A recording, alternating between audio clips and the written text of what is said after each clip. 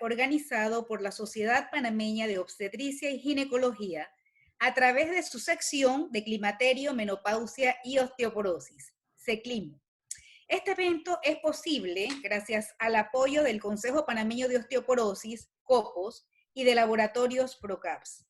Nuestra misión primordial es mejorar y mantener la calidad de la salud de la mujer panameña, además de actualizar nuestro conocimiento y actualizar a nuestros profesionales en temas de interés. Y para ello, en la noche de hoy, presento a ustedes a nuestros facilitadores, dos excelentes y reconocidos profesionales en la ginecobstetricia. El primero de ellos, el doctor Alfonso Murillo Uribe, ginecoobstetra mexicano. El doctor Murillo es egresado de la Universidad Autónoma de México con un posgrado en endocrinología reproductiva y es actual director del Departamento de Climaterio y Menopausia del Hospital Ángeles Roma. Es profesor universitario de endocrinología reproductiva, medical advisor de Amgen México y ha participado en la formación de más de 10 organizaciones científicas y actualmente es secretario de la Federación Mexicana de Colegios de Obstetricia y Ginecología y tiene múltiples papers publicados. Buenas noches, doctor Murillo. ¿Cómo está usted? Hola. Buenas noches, Carmen. Muchas gracias. Además nos acompaña o nos acompañará en esta noche el doctor Constantino Cerotas Apostolacos, ginecobstetra panameño.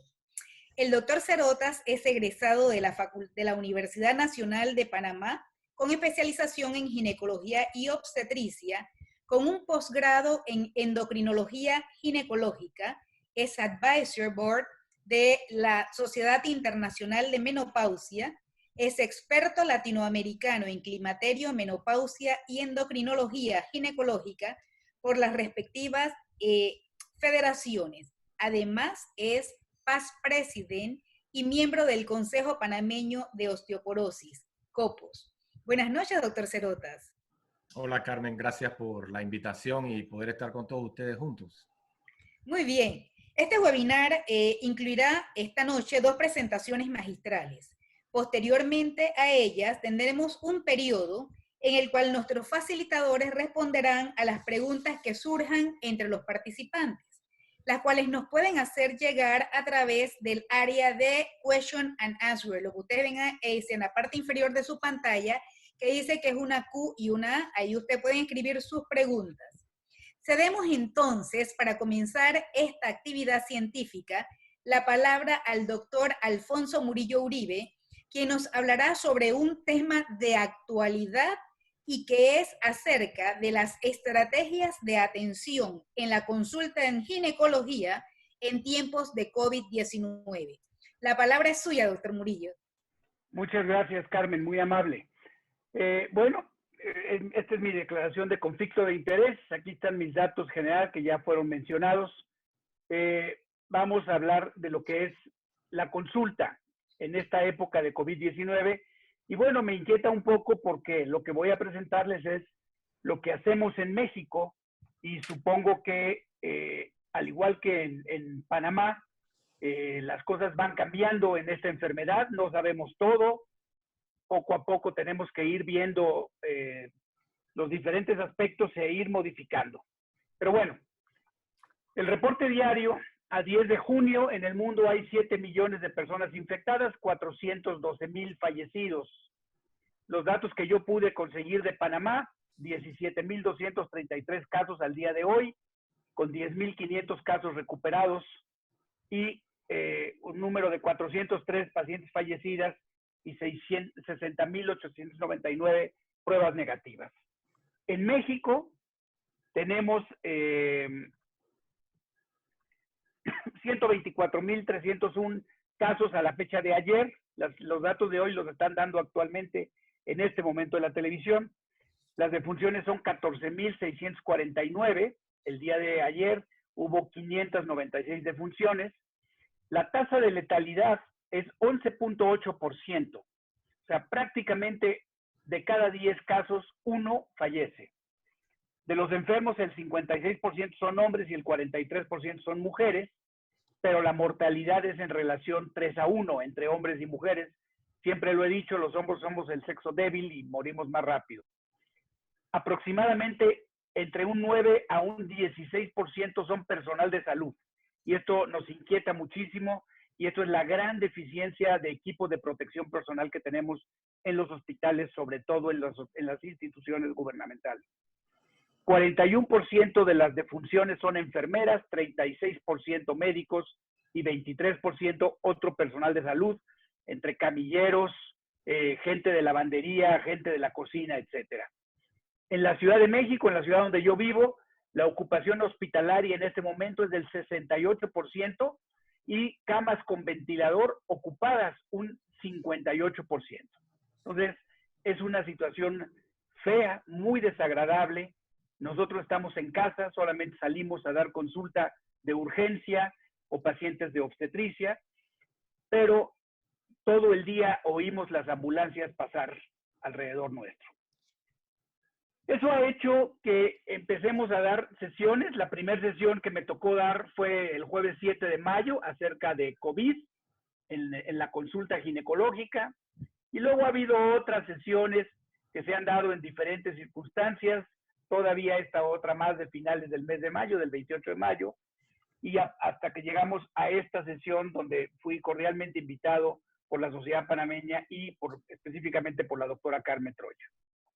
Pero bueno, primero hay que mencionar que la gente que está con muy alto riesgo son aquellos médicos, enfermeras, dentistas y laboratoristas que están en el frente de batalla. Por supuesto, estas gentes tienen un contacto directo con el virus todo el tiempo. Pero todavía en la clasificación de riesgo alto estamos todos los demás que no estamos al frente de la batalla, pero que vemos muchas pacientes, y ya me ha tocado a mí personalmente el ver pacientes asintomáticas, positivas asintomáticas. Tanto es así que ya en el hospital donde yo laboro, toda paciente que va a entrar a cirugía o a atención obstétrica tiene que tener un PCR que se realiza y a las 5 horas me dan el resultado para ver si es una paciente. Y mientras no tengamos el resultado del PCR, la paciente se trata como una paciente positiva. Y entonces tenemos un área de labor específica de COVID y ahí llevamos todo el trabajo de parto, ahí atendemos el parto o hacemos la cesárea en caso de que nos salga positivo o de que no salga el resultado, porque se tarda 5 horas. Pero en términos generales, cuando estamos en la consulta, nuestros consultorios están en amarillo, están en una zona de riesgo intermedio bajo. Es al parecido que una farmacia o que un restaurante, ¿sí? Siendo los hospitales, y especialmente los hospitales que son COVID, los hospitales que tienen el más alto riesgo. Luego viene otro factor, la persona, el individuo, nosotros. Podemos tener un riesgo bajo o poco vulnerable si no tenemos antecedentes de importancia. Pero si tenemos enfermedades crónico-degenerativas, diabetes, problemas de hipertensión, problemas cardiovasculares, pulmonares, hepáticas, la gente que tiene obesidad y sobrepeso, las personas que somos mayores de 60 años, la mujer embarazada y los niños y niñas menores de 5 años, somos de alto riesgo o de vulnerabilidad elevada. El punto que tenemos aquí es luego con las pacientes. Las pacientes les dicen, la familia, los amigos, ni se te ocurra ir al hospital. Yo que tengo mi consulta dentro de un hospital, eso es lo que escucho todos los días. Dice, y aunque padezcas una enfermedad grave o discapacitante, o tengas síntomas que requieren una atención médica urgente, pues la gente dice, no me quiero acercar al hospital. Entonces, osteoporosis, diabetes, hipertensión, hiperlipidemia, todas estas enfermedades son enfermedades que no podemos dejar de ver, ¿sí? Estas enfermedades y muchas otras más afectan a numerosas mujeres y a sus familias en América Latina, con miembros que tienen enfermedades no relacionadas con el coronavirus y que además están en una situación de alto riesgo. Esto ha convertido a que nuestros sistemas de salud tengan un desgarro social que no se ha visto nunca en periodos de paz, solamente en gente que está en guerra, en periodos de guerra, tiene este riesgo añadido. Las pacientes están asustadas. Por un lado, no quieren interrumpir al médico, lo quieren dejar que trabaje lo que esté haciendo, pero por el otro lado no se quieren exponer a mayor riesgo. E inclusive, algo tan sencillo como acudir a una inyección que les toca a esa paciente, pues no prefieren no ir y diferirla hasta que sea indicado. ¿Qué estamos haciendo nosotros en la consulta? Hacemos un triage telefónico primero. El motivo de la consulta, algo que nunca se presenta, la secretaria nunca le preguntaba a la paciente el motivo de su consulta. Ahora lo primero que le pregunta es, ¿por qué quiere la consulta? Luego le preguntamos si ha tenido diagnóstico de COVID-19, si tiene tos o algún cuadro de tipo gripal. Si en caso de que haya tos, si hay tos con flema, con sangre, con calentura, temperatura, y cuánto tiene de temperatura. Tiene dificultad para respirar y las pacientes luego no pueden explicar esto. Y bueno, si no pueden hablar una frase completa, es que ya existe algún problema de disnea. Tiene señales de presión arterial baja, sentirse mareada, estar demasiado débil para estar de pie, tener la piel fría, pálida o húmeda, o está enferma y no mejora como esperaba. Entonces, si no hay nada de esto positivo, se les dice que es obligatorio el uso de cubrebocas para asistir a la consulta. Puede acudir a consulta con un máximo de un acompañante de ser necesario y no debe de acudir con menores de edad, salvo que el menor de edad sea el que viene a la consulta. Ya, cuando hay algo de esto positivo, entonces me pasan a mí la llamada y yo también vuelvo a interrogar motivo de la consulta, si tiene síntomas de COVID, si a usted o a alguna otra persona de su casa le han hecho alguna prueba de COVID recientemente, si se le ha recomendado cuarentena, si ha ido a algún consultorio, centro de salud, hospital o casa de retiro, si ha viajado fuera de la ciudad, si es un trabajador de salud o si ha cuidado a algún enfermo o sospechoso de COVID. Y con este triage vemos si la paciente puede acudir al consultorio o no puede acudir al consultorio. En el consultorio, en la sala de espera, primero les pedimos que limpien sus pies en una solución clorada. También tenemos para el aseo del consultorio aminas cuaternarias de la 5ª generación para que no nos dañe los equipos electrónicos, conmutador, ultrasonido, computadoras, etcétera, y les tomamos la temperatura inmediatamente al llegar, ¿sí? La paciente avisa primero que ya llegó al hospital, que llegó al estacionamiento. Puede pasar directo si no hay nadie en la sala de espera, o espera que le mandemos un mensaje o le hablemos por teléfono para que se quede en el coche y le avisamos cuando ya pueda acudir para tener la menor cantidad de gente posible.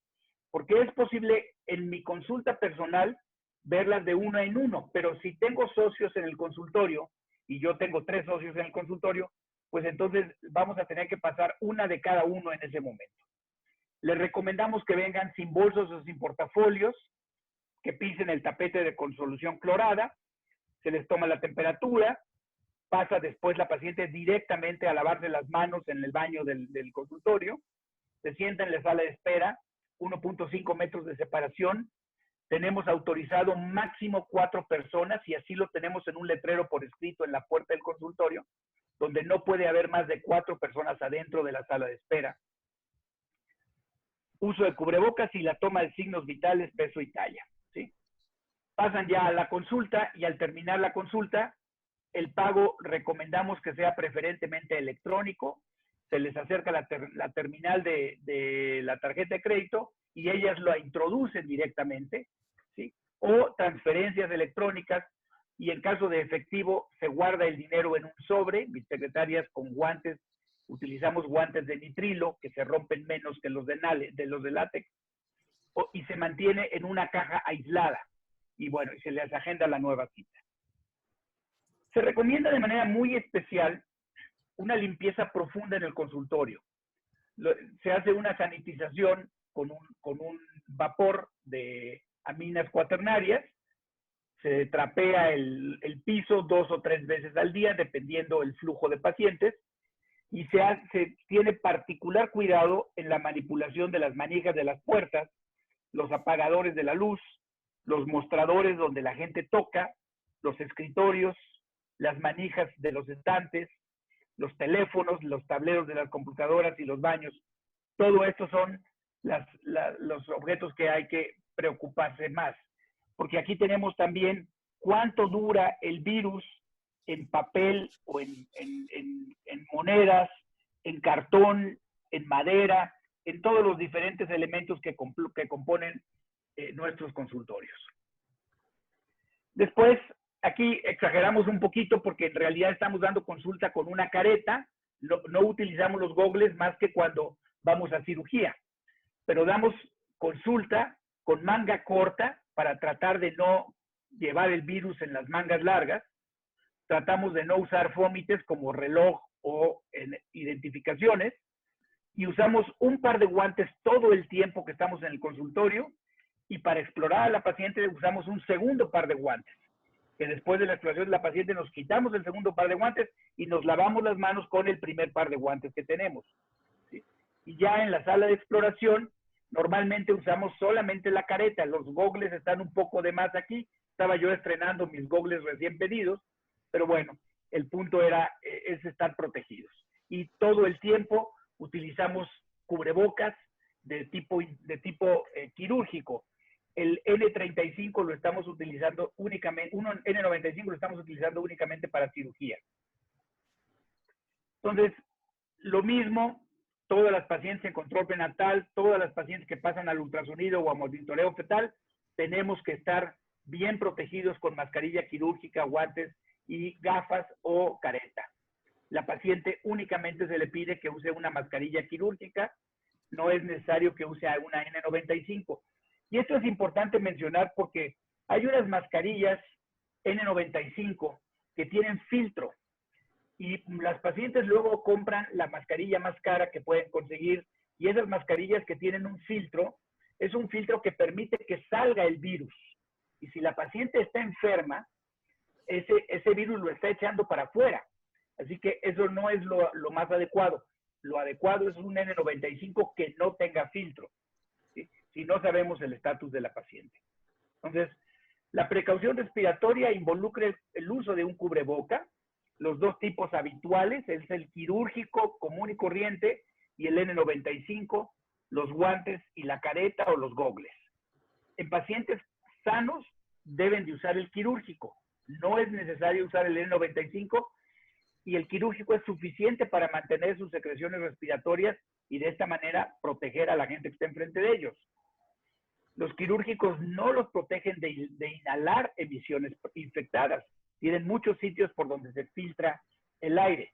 Entonces, los enfermos deben de utilizar el N95 que aprieta más y los protege de las emisiones. Y los N95 deben de priorizarse para aquellas personas que tienen un mayor riesgo de exposición y complementarse con guantes, gogles, caretas y batas. ¿Qué recomienda la FIGO? En términos generales nos dice, las mujeres embarazadas con COVID-19 se han comportado igual que las no embarazadas. Hay 2 estudios retrospectivos descriptivos, en esto hemos aprendido mucho. Hay muchas publicaciones de COVID-19, más de 23,000 en este momento. Inclusive New England Journal y el Lancet retiraron 2 publicaciones que no habían sido revisadas por médicos, por el comité científico, y que tenían errores importantes en la metodología. Pero bueno, el punto es que hay 2 estudios retrospectivos de 16 embarazadas con diagnóstico derivado de COVID-19, y todos los casos eran embarazos del tercer trimestre, y tenemos muy poca información de primer y segundo trimestre. El seguimiento actual del embarazo se ha priorizado a hacer un ultrasonido en la semana 12, 20 y 32, y evitar visitas, salvo en estas semanas 12, 20 y 32, hasta la semana 36, donde vemos a las pacientes cada 15 días o cada semana, dependiendo. Pero esto, en algunos países, la posibilidad de la telemedicina ha facilitado que se les haga el seguimiento a las pacientes, aunque no vayan físicamente a la consulta. No existe evidencia científica que desaconseje el parto, y bueno, hemos atendido partos en mujeres infectadas sin que los hijos hayan resultado afectados. Hay un solo reporte de transmisión vertical, pero está en duda porque hay mucha más información donde se demuestra que no ha habido transmisión vertical entre madres e hijos. Entonces, ni tampoco se ha detectado virus en el líquido amniótico, ni en el cordón umbilical, ni placenta de los recién nacidos. Hasta el momento, tampoco se ha detectado virus en la leche materna y se sugiere dar lactancia materna. Solamente en caso de madres sintomáticas con infección confirmada, se deberá valorar de manera individual el aislamiento separado. Pero en términos generales, la experiencia que tenemos es que la madre se aísla con el niño. Y lo único que recomendamos es que utilice careta al estarle dando de comer al niño. Se recomienda también la lactancia materna en las mujeres infectadas debido a que los beneficios en el recién nacido lo permitan. Entonces van a exceder las posibles complicaciones.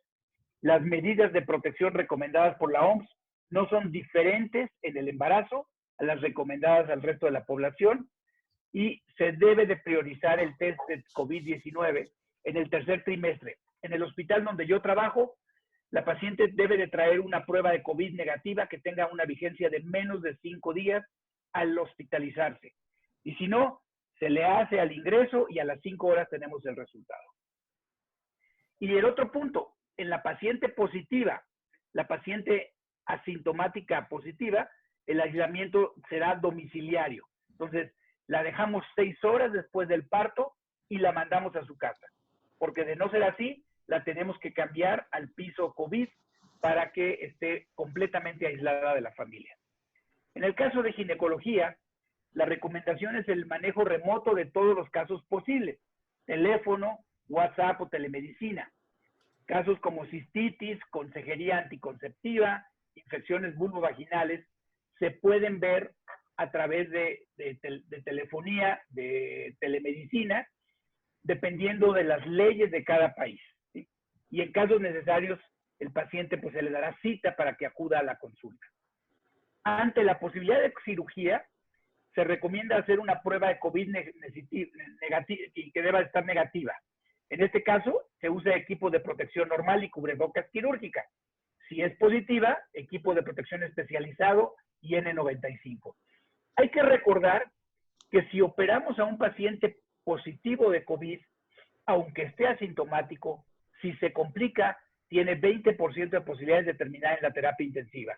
Por eso es preferible diferir un procedimiento benigno a operarla nomás porque tiene una indicación quirúrgica benigna.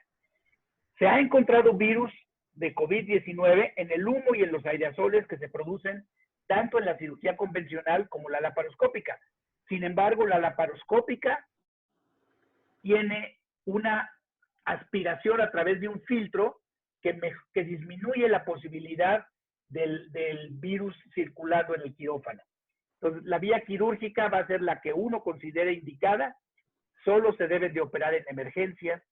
Se recomienda que opere la persona que tenga más experiencia. No utilicemos este periodo de tiempo para docencia, para enseñar a hacer una cesárea o enseñar a hacer una histerectomía.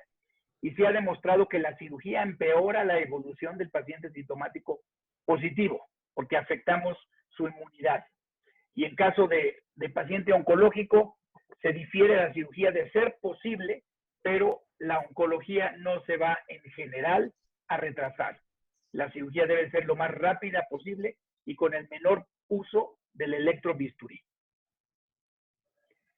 En México, bueno, y en todo el mundo, la prueba definitiva es el PCR buscando directamente el material genético del SARS-CoV-2. Esto funciona solamente en individuos recientemente activamente infectados. Se utiliza la muestra nasofaringea u orofaringea, nariz y garganta, y recientemente la FDA utilizó la prueba del PCR en saliva, que tiene menos sensibilidad. Los resultados falsos negativos se pueden presentar hasta en un 30% de los pacientes a los que les hagamos un PCR.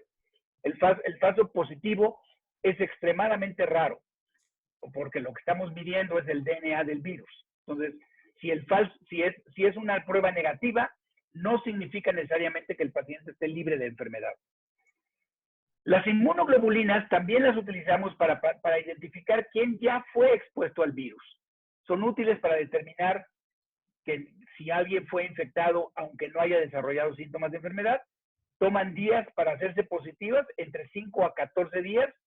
La IgM positiva nos habla de enfermedad activa y el IgG positivo nos habla de antecedente de la enfermedad con algún cierto grado de inmunidad que todavía no sabemos cuánto tiempo va a dar esa inmunidad.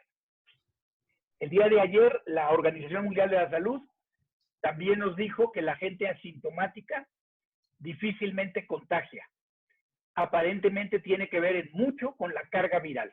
Poca carga viral puede hacer un infectado asintomático y esa poca carga viral no es capaz de ser transmitida. Pero esto todavía está haciendo mucho ruido en la comunidad científica. Entonces, esto es un poquito para ver del momento en que aparecen los síntomas. Generalmente el paciente fue positivo una semana antes de que aparecieran los síntomas y ya puede ser positivo con el PCR en la línea azul, ¿sí? Y las inmunoglobulinas en la línea punteada empiezan a partir de 7 días después, de 10 días en términos generales, después de que empezaron los síntomas. Esto hay que tenerlo en consideración. Ya para terminar, quiero recomendar que se suspendan los procedimientos quirúrgicos electivos y no urgentes. La programación de cirugía electiva se puede hacer, pero basado en las condiciones individuales del paciente y en las condiciones de los recursos disponibles.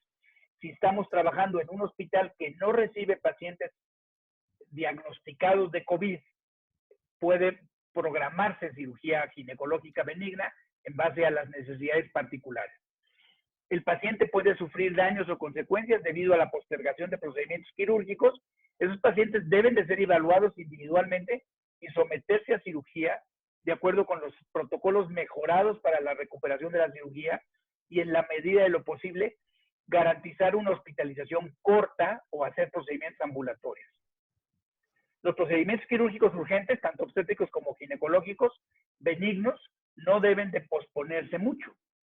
Los procedimientos quirúrgicos de oncología no deben de considerarse como optativos. Si la paciente tiene un problema oncológico, hay que intervenir, no podemos dejarla más tiempo. Todos debemos de conocer los protocolos de bioseguridad para garantizar la seguridad personal y la de nuestro paciente. El acceso del equipo de protección es necesario, es esencial. Si se necesita interrumpir un embarazo, esto se considera como urgente. En pacientes que se someten a cirugía, el entorno de la sala de operaciones debe proporcionar equipo de protección personal, ya sea para pacientes sintomáticos, infectados, en riesgo o asintomáticos. Pacientes asintomáticos se consideran como COVID-19. Cuando se utiliza electrocirugía, las partículas virales tienen el potencial de propagación en el entorno, por lo tanto es importante reducir el riesgo para todo el equipo. Al consentimiento informado habitual que utilizamos para cualquier tipo de cirugía, debemos de agregar un consentimiento informado específico de COVID. Ya se empezaron a ver demandas médicas de pacientes que salen positivos y dicen, yo me infecté en tu consultorio, en la consulta o en la cirugía. Yo fui a un parto y salí con la prueba de COVID positiva.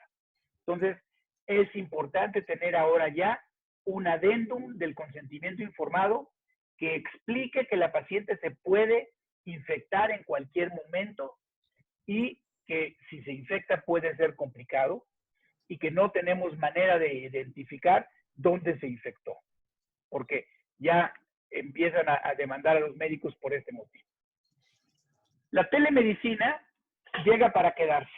La telemedicina de alguna manera es un proceso seguro, simple. Ahora que hemos hecho todos webonautas, especialistas en webinars, pues hemos visto que se puede hacer, ¿no? Es accesible a todos y más o menos económico. Mis colegas en los Estados Unidos que están haciendo telemedicina ya desde hace algún tiempo, la consulta de telemedicina la cobran al 50%. Por cierto, un dato, la cobran antes de la consulta, porque resulta que la telemedicina, con mucha facilidad el paciente cancela o no cancela y simplemente no se conecta. Entonces, si ya la pagó por adelantado, difícilmente la va a cancelar y el proceso de regresarle su dinero es muy sencillo.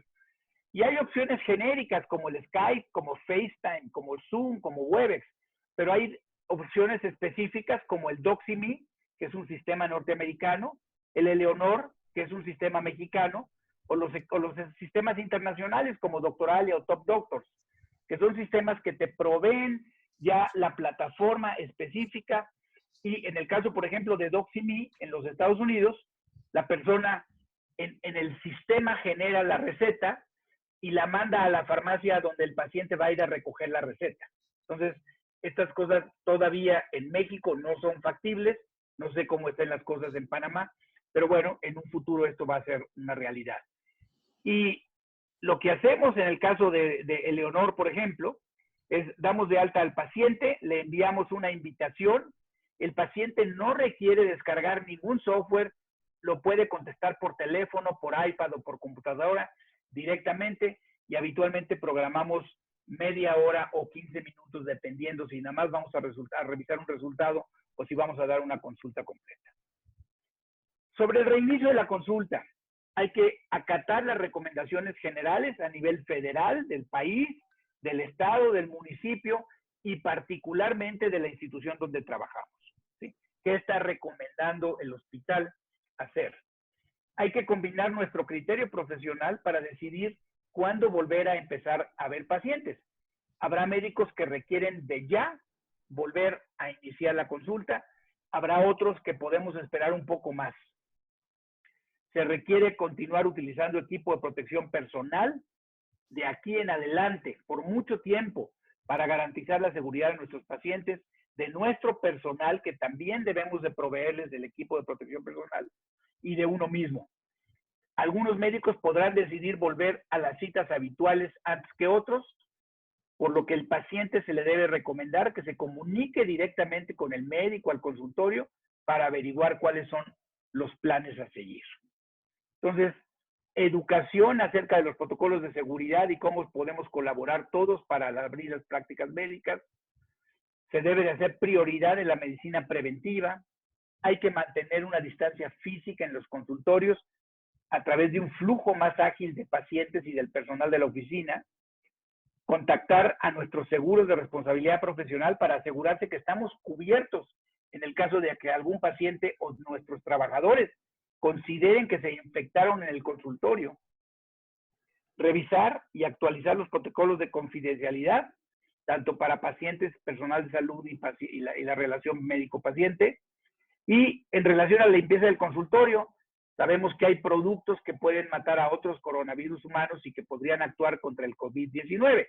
Entonces, podemos hacer el uso, ya lo hemos hablado mucho, del jabón para limpiar los pisos, los productos que tengan alcohol, o estos últimos más modernos, las aminas cuaternarias de la quinta generación, que tienen la ventaja de que, a diferencia de las aminas primarias, que tenían un olor a amoníaco, ya las nuevas aminas tienen olores a cítricos y son agradables para el uso diario. Entonces, se puede sanitizar, si la palabra es un anglicismo, pero se puede sanitizar el consultorio, pero en términos generales, con que se tenga una limpieza exhaustiva 2 veces al día y después entre cada paciente demos una limpieza completa a las superficies de contacto, con eso puede ser suficiente. Este pequeño chiste, voy a tener que mover la foto de los cuadritos de las fotos de los ponentes, es los científicos hablando del COVID-19. Somos muy cautos, parece ser, según hemos venido descubriendo, vamos a confirmar, hemos de estudiar aún, y cuando podamos asegurar, comparado contra lo que ocurre con nuestros políticos, donde el tono de voz sube, y eso está más que claro, sin duda debemos hacer lo que hay que hacer con urgencia, la solución es bien sencilla, pero no es cierto. La solución para nada es bien sencilla, es todavía un problema complejo. Y bueno, con esta diapositiva termino. Agradezco a ustedes su atención y su tiempo. Carmen nos pidió que dejemos las preguntas hacia el final y yo termino mencionando estos sitios de interés donde podemos encontrar información fidedigna de la enfermedad del COVID-21. Muchas gracias, Carmen.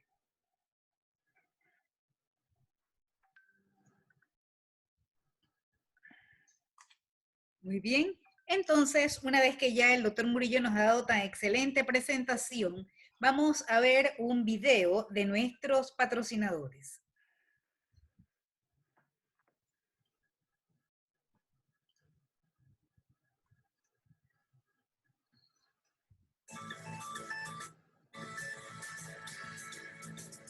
La imaginación es clave en el tema de innovación para nosotros. Invitamos constantemente a soñar en grande, invitamos constantemente a hacer las cosas diferentes, a pensar e imaginar un mundo diferente para lograr los mismos objetivos. En PROCAPS tenemos una cultura de innovación basada en 3 aspectos: inspirar, idear e implementar ideas que tengan impacto en nuestra sociedad. Esta cultura de innovación ha transformado PROCAPS en una empresa internacional, con presencia directa en 13 países, convirtiéndola en referente del sector farmacéutico colombiano y latinoamericano.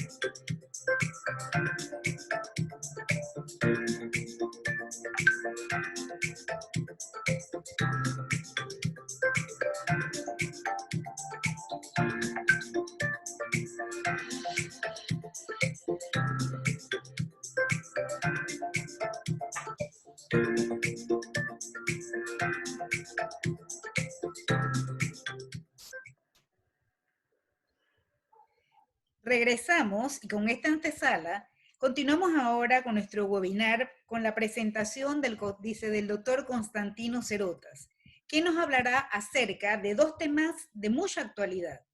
Hablará sobre la vitamina D, las realidades en tiempos de COVID, y nos hará la presentación sobre el consenso panameño de vitamina D, el cual fue realizado por un grupo de médicos del Consejo Panameño de Osteoporosis. La palabra es suya, doctor Cerotas. Gracias, gracias, Carmen. Bueno, hablaremos sobre la influencia de la vitamina D en el músculo, en el hueso, en pacientes en el climaterio, y hablaremos un poquito sobre algunos datos que están sucediendo sobre el COVID. No hay conflictos de intereses en esta presentación. Perdón. Ahí. Entonces, como objetivos, vamos a plantear el problema de la vitamina D y los cambios asociados al envejecimiento, la vitamina D en el músculo y caídas, la vitamina D y hueso, y algunas conclusiones. El planteamiento del problema. Nosotros por mucho tiempo hemos considerado que estar al sol es suficiente para tener vitamina D. Y miremos nosotros cómo esta es la cantidad de sol en los países del hemisferio norte y estos son los niveles de vitamina D en sangre. Fíjense que a pesar de haber más sol en el medio del año, los niveles de vitamina D no están asociados tanto así. Y también tenemos que la vitamina D hay deficiencia a nivel mundial. Siempre hemos hablado que en los trópicos la presencia de sol es suficiente para tener vitamina D, pero nos estamos escondiendo del sol, usamos sombreros, gorras, bloqueador, en los casos de las mujeres, bloqueadores y maquillaje, en fin, tratando de evitar arrugas y manchas, tenemos una exposición al sol relativamente baja. Y las variaciones de los niveles de vitamina D, el 25-hidroxi-D, con la edad nosotros vemos cómo van pasando los años, cómo va disminuyendo de una forma más marcada en mujeres siempre que a nivel de los hombres. Y el otro problema que hay que poner en la mesa es el envejecimiento de la población en América Latina. Cuando teníamos 32 millones y medio de personas, o sea, un 3%, en 1990, para el 2050 vamos a tener casi 200 millones de personas arriba de 65 años, lo cual va a representar un 25% de la población. Estas son las funciones clásicas de la vitamina D. inhibe la secreción de la PTH, facilita la absorción del calcio, incrementa la densidad mineral ósea, favorece la mineralización ósea, disminuye las caídas y disminuye el riesgo de fracturas. Pues hoy en día nosotros sabemos que realmente la vitamina D tiene dos funciones básicas. Uno, la absorción del calcio y dos, la disminución de las caídas por una mejor función neuromuscular. Y eso lo veremos más adelante. Entonces, la vitamina D, músculo y caídas. Las pacientes con hipovitaminosis D tienen una miopatía proximal, o sea, tienen un aumento en las caídas, una disminución de su función sensora y motora, un mal balance y asociado a algunas enfermedades crónicas neurológicas. La hipovitaminosis como tal da dolor muscular y debilidad proximal. Y la ingesta disminuida de calcio y vitamina D hace que la producción cutánea sea disminuida y una disminución de la producción renal de la 1,25-hidroxivitamina D.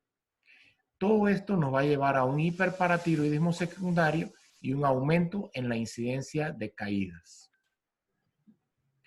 El otro concepto que tenemos que tener son los receptores de vitamina D.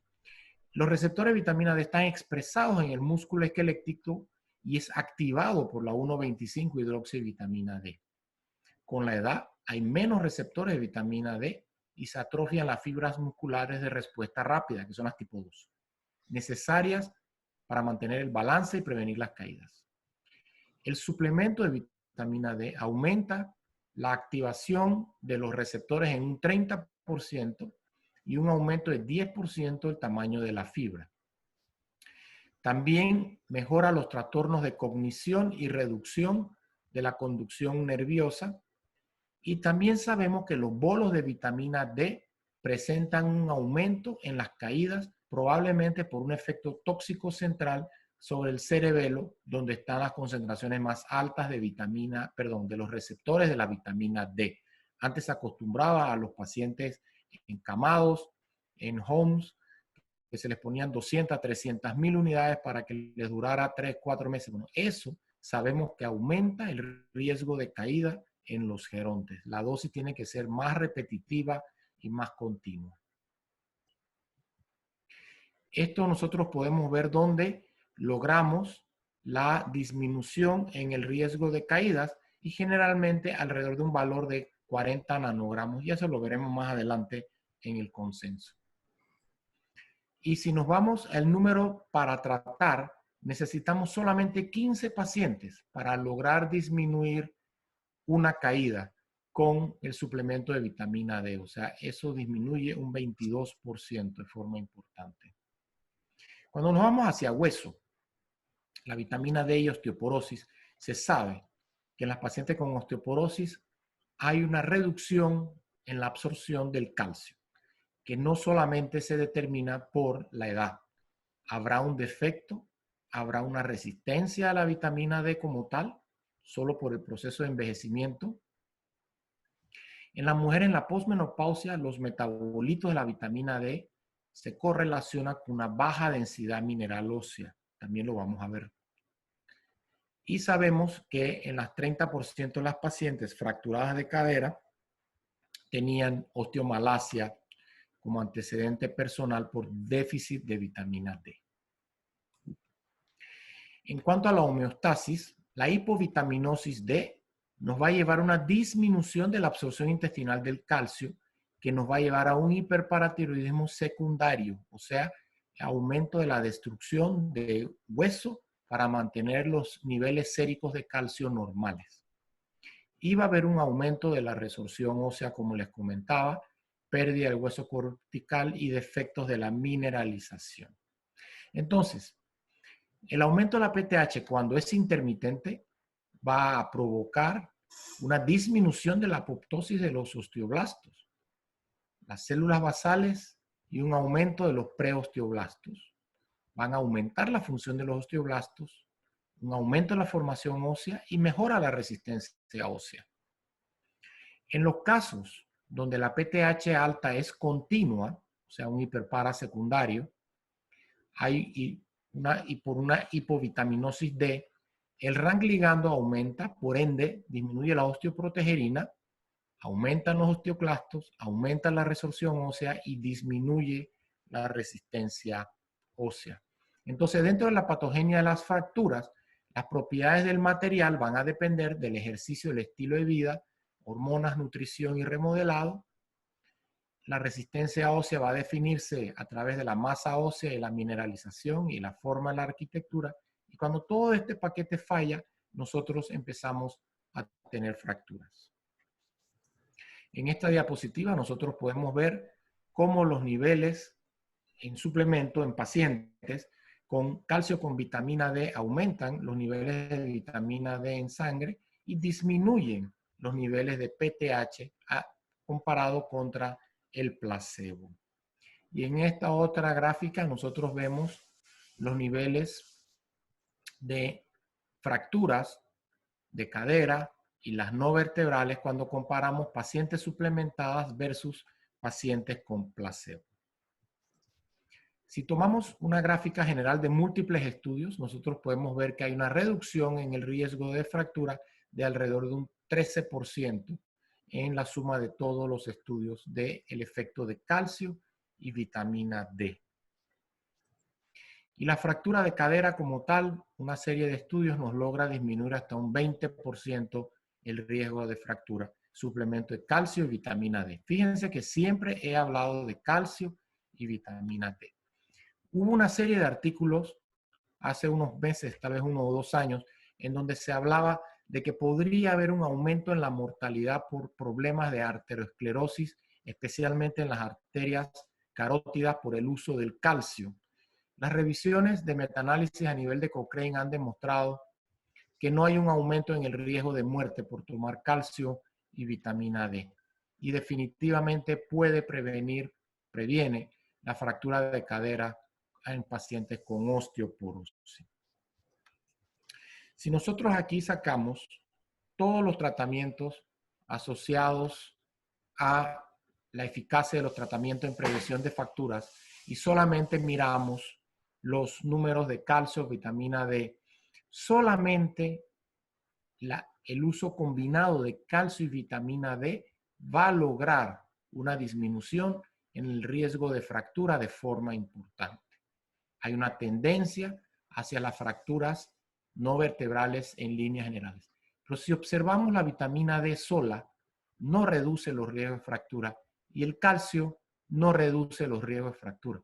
Recordemos que la vitamina D ayuda a la absorción del calcio y mejora el equilibrio en los pacientes gerontes, por ende disminuye las caídas. Y ese es el mecanismo donde la suma de las dos disminuye el riesgo de fractura de forma importante. Y si nosotros nos vamos a un cuadro donde por diferentes métodos estadísticos podemos ver en líneas generales calcio y vitamina D logra una disminución en la mortalidad general de los pacientes de un 7%. Para prevención de fracturas, otra vez caemos entonces alrededor del mismo valor entre 30 y 40 nanogramos por mililitro de vitamina 25 hidroxivitamina D en sangre, ambos, fracturas y caídas. Les he querido ahora, en tiempos de COVID, traer un dato muy interesante y esta gráfica se las voy a resumir aquí. La vitamina D, el suplemento de vitamina D, previene enfermedades agudas respiratorias y puede lograr una disminución de hasta un 20% en las enfermedades respiratorias agudas. Este es el proceso. Y en base a esto, se ha investigado mucho porque se ha visto que la vitamina D tiene efectos antiinflamatorios mediando la respuesta innata y adaptativa del sistema inmune a través del receptor de la vitamina D. La activación de este receptor lleva a la transcripción de productos génicos que inician la cascada inmune regulatoria. Y hay múltiples cuadros y flujogramas todo mucho tiempo para que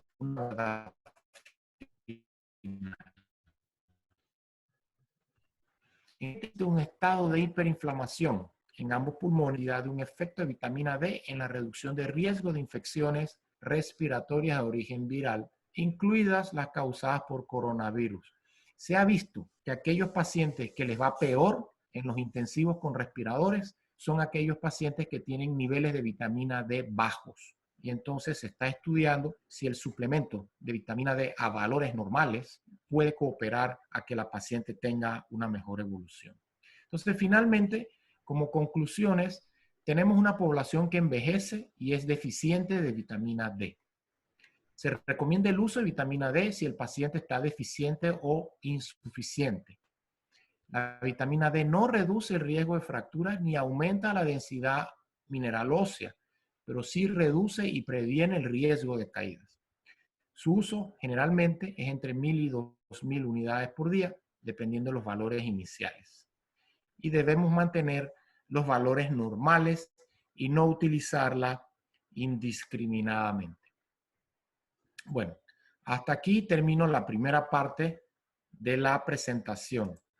Como hay una serie de datos que se están dando de múltiples estudios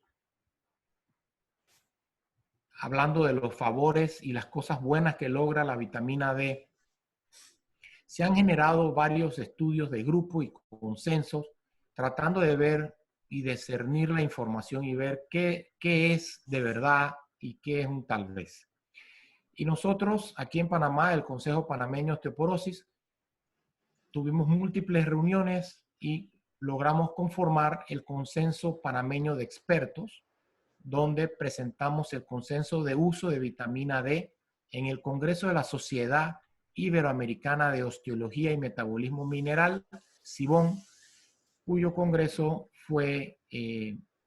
se hizo en Panamá el año pasado con alrededor de 1.000 participantes. Entonces, la justificación para hacer esto es que en los últimos 15 años la vitamina D es un tema de atención para médicos e investigadores. Se postulan múltiples beneficios para todo tipo de patología, pero realmente la medida que se ha estudiado se han generado más preguntas que respuestas. Y entonces nosotros hemos hecho una lista de preguntas y las hemos desarrollado tratando de dar la información, una recomendación de peso. La metodología que utilizamos fue la técnica de grupo nominal. Hicimos una revisión de la base de datos de PubMed, Medline, Clinical Key, Inari y la plataforma RIMA. Y se seleccionaron los artículos que se adaptasen al concepto del año 2003 al 2018. Y quiero decirles que han ido saliendo todavía trabajos en estos 2 años y realmente las recomendaciones del consenso no han cambiado. Cambiarán definitivamente y por eso tenemos que seguir estudiando. Las palabras claves que utilizamos, pues vitamina D, 25-hidroxi-D, osteoporosis, osteopenia y bueno, una serie de términos que aparecen que nos ayudan a investigar.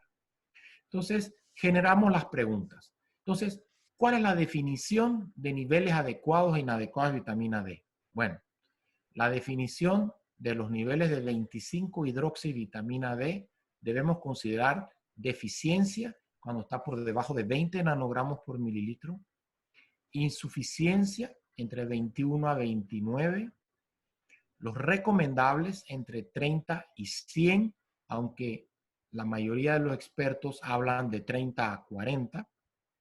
Tenemos que tener precaución arriba de 101 hasta 149 y considerarlo tóxico arriba de 150 nanogramos por mililitros, especialmente si el paciente tiene asociado hipercalcemia, hipercalciuria y con mucha frecuencia hiperfosfatemia.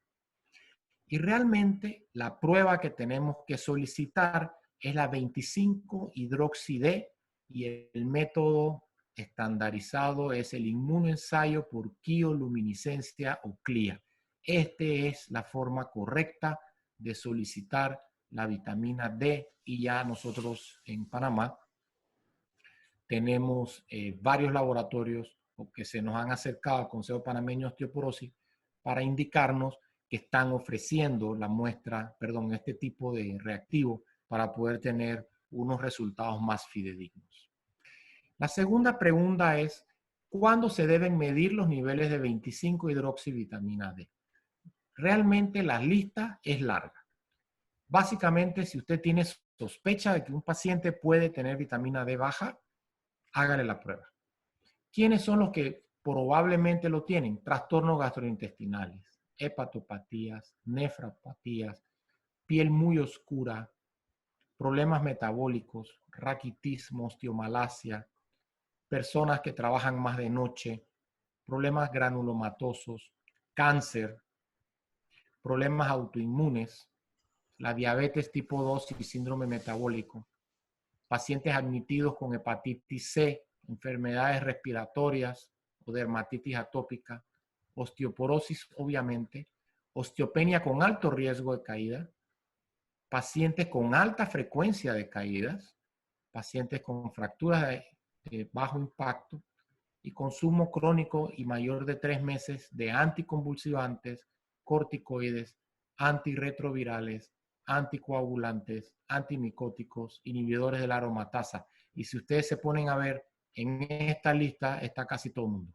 Casi todos nuestros pacientes tienen alguno de estos de forma crónica. Y la falla ovárica prematura, que puede ser espontánea o incluso iatrogénica. Y ya hemos hablado múltiples veces el concepto de que no debemos extirpar los ovarios en caso de que la paciente no haya llegado a su menopausia y no haya ninguna indicación como tal. Entonces, el consenso, después de ver todas las razones por las que hay que medir los niveles, pues se recomienda medir los niveles de vitamina D en los pacientes pertenecientes a las poblaciones antes mencionadas o cuando el médico tratante sospeche que hay una deficiencia o insuficiencia de vitamina D. ¿Cómo se puede suplementar la vitamina D? Bueno, en caso de suplementación se recomienda de 800 a 1000 unidades internacionales diarias para lograr de 30 a 100 y como les comenté de 30 a 40 probablemente mejor. Si hay insuficiencia de 1000 a 2000, si hay deficiencia de 2000 a 6000 o sus equivalentes semanales, porque ya tenemos cápsulas de 7000 unidades para suplementar. Entonces, podrías tomar 2 cápsulas de 7000 o llevarlo hasta 14000 a 42000 por semana según el grado. Entonces, de 800 a 1000 en condiciones normales, insuficiencia de 1000 a 2000 y deficiencia de 2000 a 6000 por día. La suplementación debe ser por lo menos de 3 a 6 meses para evaluar los niveles séricos y ajustar la dosis. Y la suplementación debe ser con vitamina D3, no alfa-calcidiol, no calcitriol.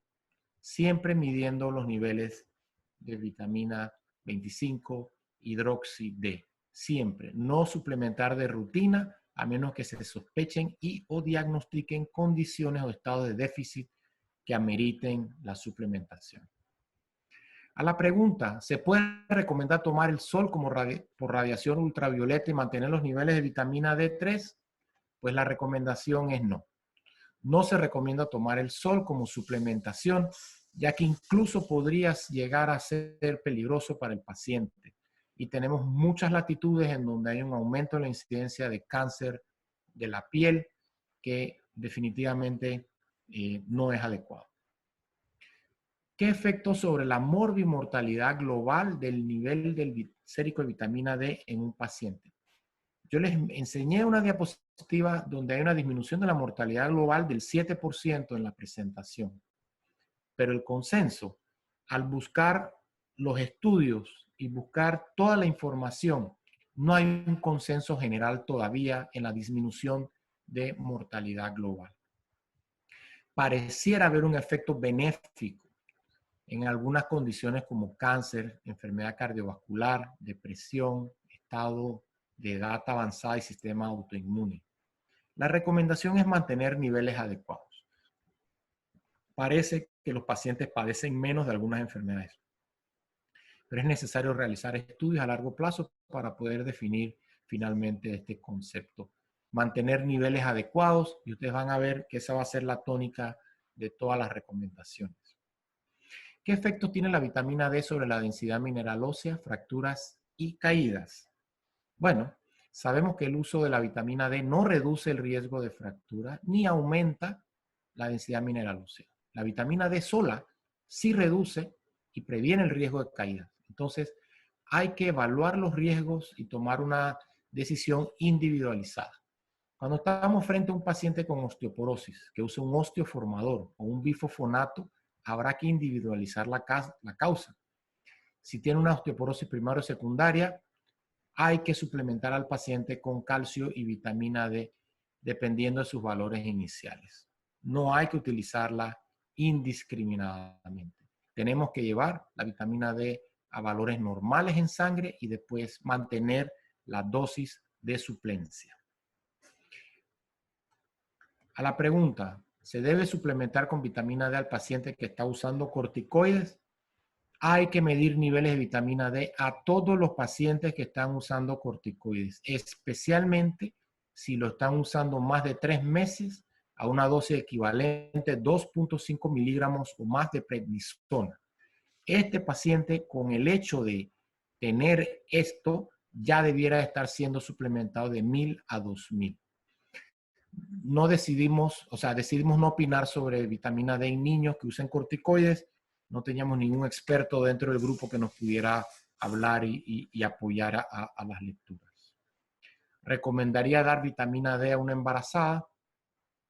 Hay que evaluar a cada paciente de forma individual.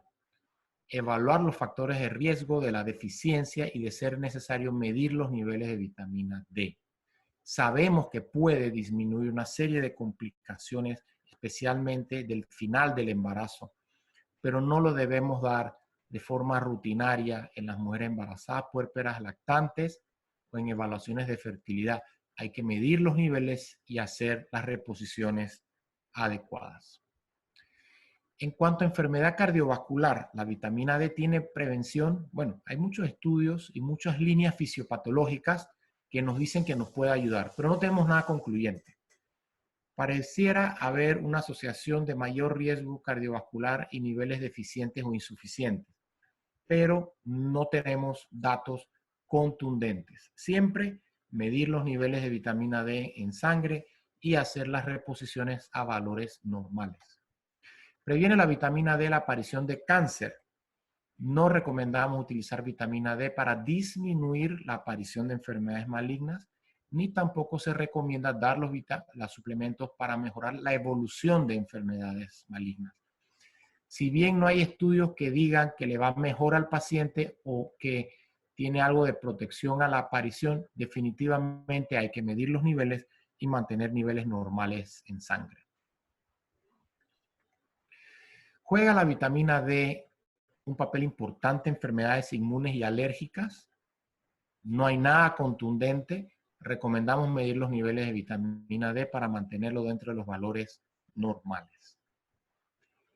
En cuanto a pacientes obesos y diabetes mellitus tipo 2, se sabe que los pacientes obesos y sobrepeso tienen niveles de vitamina D disminuidos y por eso hay que medirlos.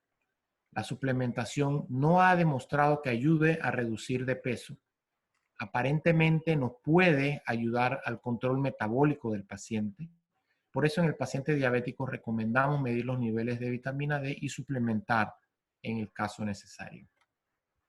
A la pregunta, ¿es importante vitamina D en el paciente geriátrico?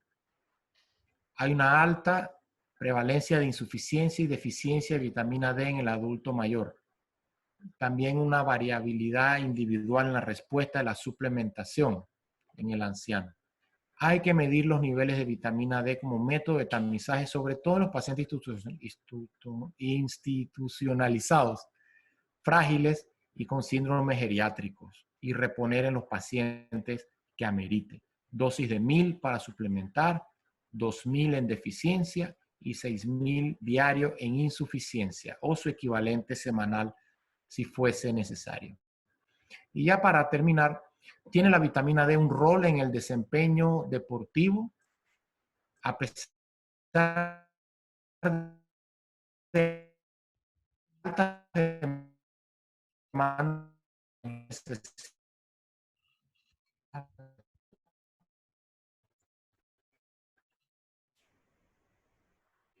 hay que mantener los niveles de vitamina D, hay que suplementar para tener un mejor desempeño deportivo.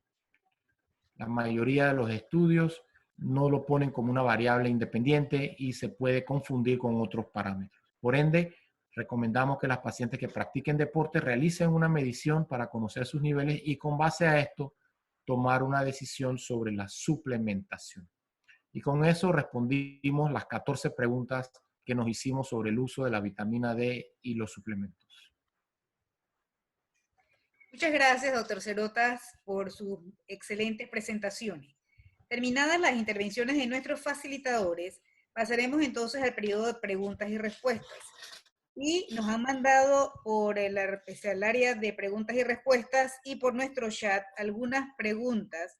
Y comenzaremos con el doctor Murillo. Doctor Murillo, nos preguntan que muchas veces en los consultorios no hay acceso a que la paciente entre y que haya un lavamanos donde se pueda lavar las manos.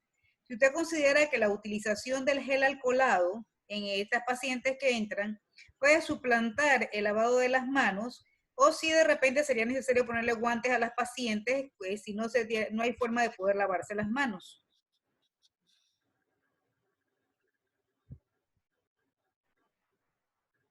Hay que desmutarlo.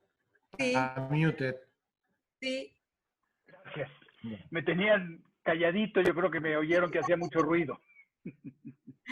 Perdón. Bueno, lo primero, me extrañaría que en un consultorio no haya manera de lavarse las manos. Creo que es un requisito legal en todo el mundo. Pero, no, en toda parte, doctor. Bueno, el alcohol al 70%, el gel de alcohol al 70% puede ser suficiente. En el caso de este virus, definitivamente, el alcohol al 70% mata, porque destruye la pared lipídica que tiene el virus del RNA. Pero sí, si no hay manera de lavarse las manos, entonces por lo menos usar el alcohol y va a ser algo que nuestro hígado va a mirarnos con coraje de que se consume más alcohol por las manos que por la boca. Exacto. Otra pregunta es acerca, ¿sabe? Cuando hizo su presentación, se vio que tenía un espéculo de metal, un espejo de metal para el examen. Entonces decía y nos pregunta a nosotros que hiciera algún comentario acerca del uso o del mal uso de los instrumentos quirúrgicos, sobre todo el uso, por ejemplo, nosotros ginecólogos, los espéculos de metal, y que si se utilizan los espéculos de metal, ¿cuál sería la forma de esterilización más adecuada para estos espéculos?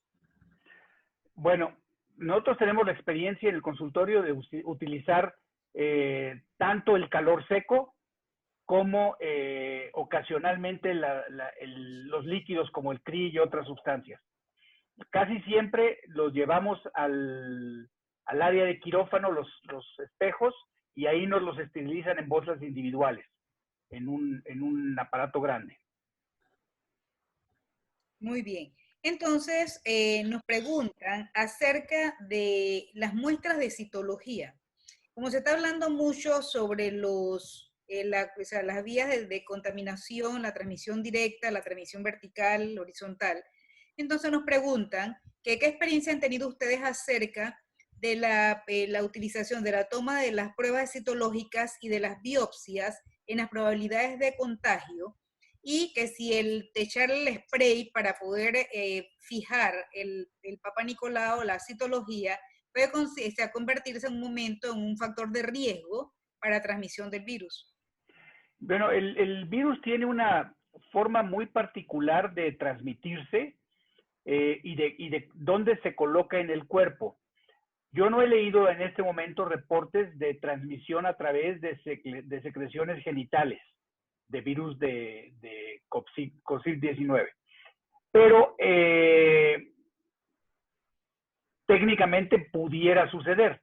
Está muy dirigido el virus SARS-CoV-2, muy dirigido al tejido respiratorio, aunque sí hay reportes de problemas de gastrointestinales asociados a la infección de COVID y a otras neuropatías y diferentes patologías que tienen más que ver con la cascada de inflamación más que con la transmisión a ciertos tejidos. Pero en general no tenemos ninguna certeza de que se puedan esparcir las muestras de una citología al momento de ponerle el spray. Muy bien. Y una última pregunta, doctor, que nos han mandado, nos dice que usted mencionó el tema de que hay que incluir dentro de el consentimiento informado para las pacientes cuando hacemos algún tipo de cirugía, el tema de que se puede producir una infección. Si usted considera, y si ustedes lo están haciendo, que en vista de que la paciente puede, hipotéticamente, puede infectarse en un consultorio, si deberíamos incluir incluso para la consulta ginecológica de rutina un consentimiento informado para la paciente que diga que puede tener la probabilidad de que puede infectarse en el consultorio. Sí, yo no haría mucho ruido específicamente con eso. Más bien tendría que poner letreros en el consultorio donde tengamos la información de que el consultorio está siendo sanitizado de manera regular para la protección de los empleados y de las pacientes, ¿sí? Más que darles un consentimiento que les diga que se pueden infectar en el consultorio, porque entonces no va a ir nadie a la consulta. Ajá, Pero claro. para un procedimiento quirúrgico definitivamente sí lo contemplaría.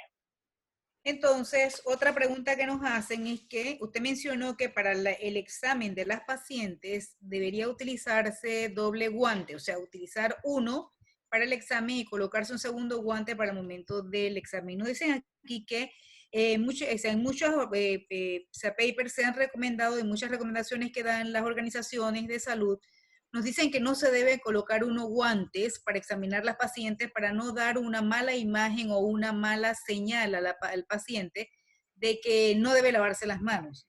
Entonces, ¿qué comentario nos puede hacer acerca de eso, del uso o no de los guantes para el examen de las pacientes? Sí, bueno, nosotros tenemos diferentes costumbres y una de las costumbres que yo personalmente tengo en el consultorio es que me lavo las manos antes de tocar a la paciente y después de tocarla, por supuesto, en una exploración común y corriente, ni siquiera estamos hablando de una exploración ginecológica, simplemente para una revisión de rutina, me lavo las manos antes y después, y hago aparente que traigo guantes y que me pongo otro guante encima, ¿sí? Y normalmente, por traerlo durante toda la tarde que doy la consulta, uso guantes de nitrilo que aguantan más y los de látex los utilizo para la exploración ginecológica. Y hago notar a la paciente, no se lo digo, pero siempre que me pongo el guante, lo hago enfrente de la paciente para que vea que estamos utilizando un guante nuevo. Muy bien. Y las preguntas que nos hacen para el doctor Cerotas, doctor, nos dicen aquí que cuando habló sobre la suplementación con vitamina D, mencionó dosis altas, por ejemplo, esas dosis de 42.000 unidades, ¿cuándo se considera que una dosis de vitamina D es una mega o macrodosis? Y si usted consideraría adecuado utilizar megadosis en vez de hacer una suplementación diaria regular.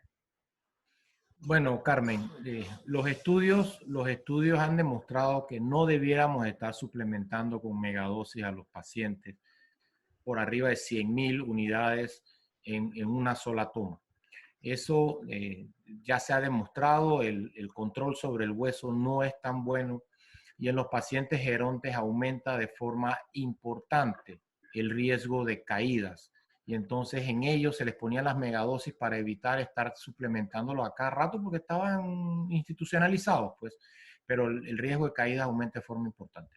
Cuando uno habla de 42.000, realmente lo que estás haciendo es multiplicar 6.000 diarios por 7.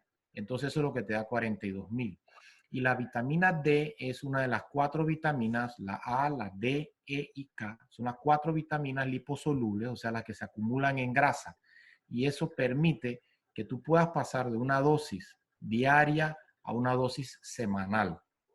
Entonces, si tú das una dosis semanal de 1.000, diario de 1.000, puedes dar una sola cápsula de 7.000 el fin de semana, por decir algo. Y lo otro es que para que la PTH funcione bien, debe recibir sus dosis de vitamina D para que la PTH esté en una función pulsátil. Si la PTH tiene su producción es continua, hace el efecto reverso y empieza a destruir hueso. Así que 42.000 puede sonar mucho, pero en muchos pacientes que tienen deficiencia, a veces hacemos hasta 40.000 2 veces por semana. Pero no hay que tenerle miedo a esas dosis. Pero esos bombazos de 100, 200, 300.000, eso ya no se debe hacer y se ha publicado múltiples veces. Muy bien, entonces nos hacen una consulta que en vista de que tenemos en nuestras poblaciones muchas personas que podemos saber por patologías que tienen añadidas déficit de vitamina D, pero que los exámenes de vitamina D no se pueden hacer a todas las personas en este momento.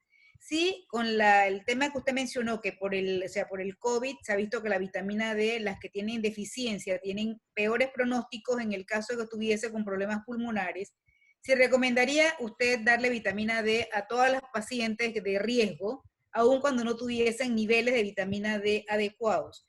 Y lo otro es que si no, el consenso no recomendó que se hiciera una suplementación con vitamina D, entonces si vale o no la recomendación de que hay que tomar sol por lo menos 15 minutos por día y que hay que salir a tomar sol, porque si no lo recomiendan como método de suplementación, entonces diera la impresión que no es importante tomar sol.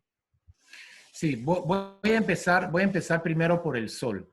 El sol funciona, pero tiene que haber los metabolitos en el cuerpo. Entonces, en la falta de nuestros nutrientes del diario, puedes no tener suficientes metabolitos que puedan ser convertidos a nivel de la piel a través del sol. Entonces, la alimentación debe estar completa y tienes que tener los premetabolitos para que esto pueda suceder. En cuanto a la dosis, obviamente me estás haciendo una pregunta y me estás poniendo contra la pared. Entonces, si trabajamos medicina basada en la evidencia, debiéramos de saber cuánto tiene el paciente en sangre para saber cuál es la dosis que debiéramos de darle. En líneas generales, las dosis de mantenimiento son de 800 a 1000. Pero si ese paciente que tú sospechas que tiene vitamina D baja, ¿cuánto le vas a dar? Si le das entre 800 y 1000, le estás dando sus requerimientos diarios, pero probablemente no va a ser suficiente para elevar sus valores séricos de vitamina D a valores normales que puedas tener entre 30 y 40. Entonces, muchas veces cuando estamos haciendo la suplementación de los pacientes, decidimos darle 20.000 o 30.000 2 veces por semana, pero tenemos que recordar que esa dosis es para subir los niveles de vitamina D. La persona necesita de 800 a 1000 diarios también. Entonces, si yo tengo una paciente que es de riesgo y no tengo forma de medirle los niveles 25 hidroxi D, yo estoy obligado y hay que ver su alimentación, porque ahora hay alimentos fortificados. Pues yo tendría por obligación que darle por lo menos entre 800 y 1000 al día para decir que le estoy dando una dosis estable, ¿no? Muy bien, muchas gracias a nuestros participantes por sus preguntas y a nuestros panelistas. En este momento daremos la palabra a la señorita Macy Buitrago, que es la gerente de producto de la línea de salud femenina de los laboratorios Procaps. Macy.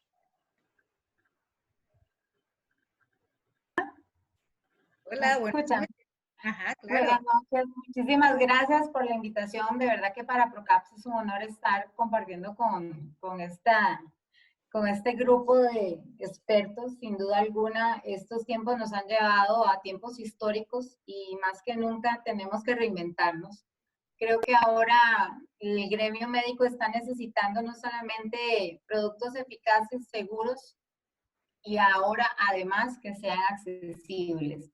Entonces, pues en ese sentido dejarles siempre la inquietud de que, como pudieron ver, pues Procaps cumple con un estricto proceso de fabricación, de innovación, pero también se pone al alcance y se pone a la altura de la situación para hacer llegar estos medicamentos de calidad a sus pacientes. Entonces, bueno, retomando algunos puntos que el doctor Constantino mencionó, somos los únicos en el país que tenemos la vitamina D3 de ferol de 7000, muy importante, la tenemos también de la de 1000 y la de 2000. Eso creo que es importante porque, bueno, no se tenía, y el tema de las megadosis, pues como él decía, pues no están recomendadas. Y con lo otro, pues, que estamos también implementando varios planes para pacientes para mejorar el poder adquisitivo y que realmente se puedan ver beneficiados de productos como estos con la calidad que tienen, con un citrato de calcio adecuado que se pueda absorber y que realmente el paciente pueda pagar. Entonces, son cosas, son pequeñas cosas que en este momento son grandes detalles, porque realmente si el paciente no lo puede comprar, de nada nos sirve el diagnóstico, de nada nos sirve de dar el tratamiento, si sencillamente pues no es alcanzable para ellos. Y bueno, desde parte de PROCAPS sigue siendo de verdad un placer servirles. Estamos a la orden con toda nuestra línea de salud femenina. Por favor, escríbanos, llámenos, estamos para atenderles y recibirles cualquier inquietud. Por ahí les mandamos el dato con Patricia, como gusten. Así que muchísimas gracias, doctora, por la invitación. Un honor al doctor Constantino y también con el doctor Murillo. Y por nosotros, muchas gracias. Muchísimas gracias, Macy. Gracias, Macy. Hemos terminado este webinar, pero primero vamos a agradecer a nuestros facilitadores. Muchísimas gracias, doctor Murillo, muchísimas gracias, doctor Cerota. Gracias por permitirnos, a veces, aumentar nuestros conocimientos, actualizando. Le cedo la palabra al doctor Murillo por si quiere dar unas últimas palabras para todas las personas que nos están viendo.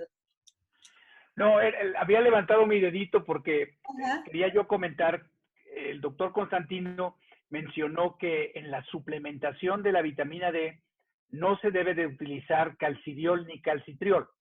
Y el punto importante es que no se absorben a la grasa, entran directo y salen por el riñón y se llevan calcio y pueden generar litiasis renal. No están indicados para osteoporosis, están indicados para osteodistrofia renal. Y lo menciono porque en mi país la única vitamina D que tienen disponible en la seguridad social es el calcitriol. Entonces, eso es un problema importante. El otro punto muy importante también, nosotros vivimos en una latitud donde también tenemos mucho sol, como podrán ver, y sin embargo, 63% de nuestra población tiene hipovitaminemia D, porque la vitamina D no es una vitamina que viene fácilmente en el alimento. Habría que comer aproximadamente 40 huevos a la semana para que tengamos un nivel adecuado de vitamina D, o pescados de agua fría, pescados que tienen grasa que genera vitamina D. Entonces, nuestros alimentos que vienen suplementados no necesariamente traen la cantidad suficiente de vitamina D, y por eso es que las guías recientemente publicadas del Colegio de Endocrinología de los Estados Unidos recomiendan que el manejo diario de vitamina D sea con 2,000 unidades al día, en general, para la población en su mayoría. A nosotros ya tenemos la posibilidad de medir 25-hidroxivitamina D en sangre, muy económica, era cara, ahora ya está al alcance de la población, y eso nos permite ya hacerlo como una rutina en la consulta. Y utilizamos los mismos niveles que el consenso marca, 20 y 30 nanogramos como puntos de inflexión de tratamiento. Pero en términos generales, si manejamos 2,000 unidades diarias, estamos dando las recomendaciones internacionales.